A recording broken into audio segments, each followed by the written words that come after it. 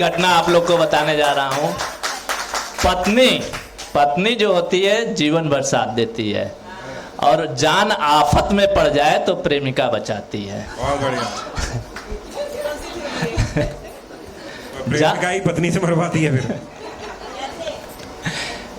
इस एक पति पत्नी थे और उसकी पत्नी का चक्कर किसी और से चल रहा था। जब वो दुकान पे जा रहा है तो पीछे से कोई आदमी उसके घर में घुस जा रहा है। रोज पकड़ नहीं पा रहा है कि कौन है। रोज प्रतिदिन पीछे से जाके देखे पत्नी उसको छुपा देती थी। प्रतिदिन छुपाते छुपाते एक दिन सोचा कि अपने घर में ही आग लगा दूं, वो अंदर मर जाएगा। अब वो आग लगा दिया और प्रेमिका क्या है कि अरे बाप रे बाप, ये हमारे जनरल भाषा में वहां के जो हमारे घरे का जो नैहरे से आयल बकसवा में हमारे नैहरे का साड़ी बा, बहुत गिफ्ट बा ना बची। तुरंत वो गिफ्ट हमारे बहरे आए चाहिए, हम जान दे दे। सब आदमी जुट करके वो बक्से को बाहर ले आए और बक्सा में छुपा था। तो इस तरह से तो प्रेमिका बचाती। इसी तरह पौराणिक कथा में भी प्रेमिका बचाती है। नीरज अपनी कहानी सुनाती है। ये बच्चे निकल आए थे ना। नहीं, ये बच्चे निकले थे।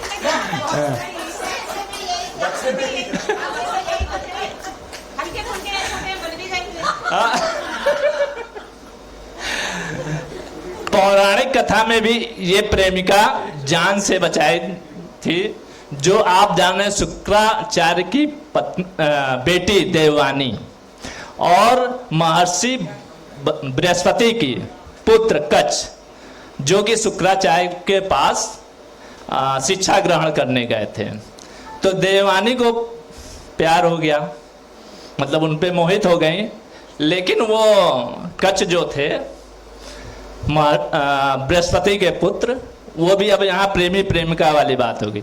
अब उनको जो दैत्य थे मार करके और राख बना करके पिला दिए शुक्राचार्य को ही।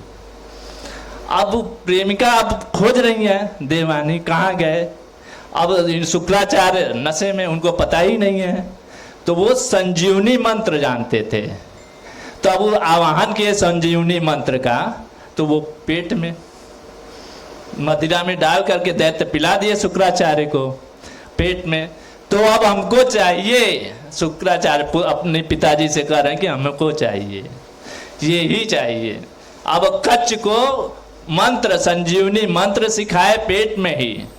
तो मंत्र का आवाहन करने के बाद जब पेट फाड़ करके बाहर आए तब शुक्राचार्य को जीवित किए। तो इसलिए पौराणिक कथा में भी प्रेमिका जान बचाती है। और आधुनिक युग में जैसे आप देखें, अब इसी के साथ मैं अपनी एक छोटी सी रचना आप लोग को सुनाने जा रहा हूँ। स्वागत। एक पिता है, जैसे आप लोग सभी लोग जानते हैं, मेरी रचना में एक पुत्री जरूर रहती है। स्वागत स्वागत। तो एक पिता है, उसके पुत्री की पढ़ाई छूट गई है। तो अब भोले बाबा से क्या कह रहा है, भोलेनाथ जी से कह रहा है, छूट गई बिटिया के पढ़ाई हे भोले बाबा, छूट गई बिटिया के पढ़ाई हे भोले बाबा, केकरा के दी हम दुहाई हे भोले बाबा। अंगना में गुजत रहे कविता के बोल हो, अंगना में गुजत रहे कविता के बोल हो, अपना में खोलत रहे दीनता के पोल हो। पेट में आग बा पढ़े का पियास बा, पेट में आग बा पढ़े का पियास बा, किताबिया बेच के पिसान ले आई हे भोले बाबा, छूट गई बिटिया के पढ़ाई हे भोले बाबा, केकरा के दी हम दुहाई हे भोले बाबा।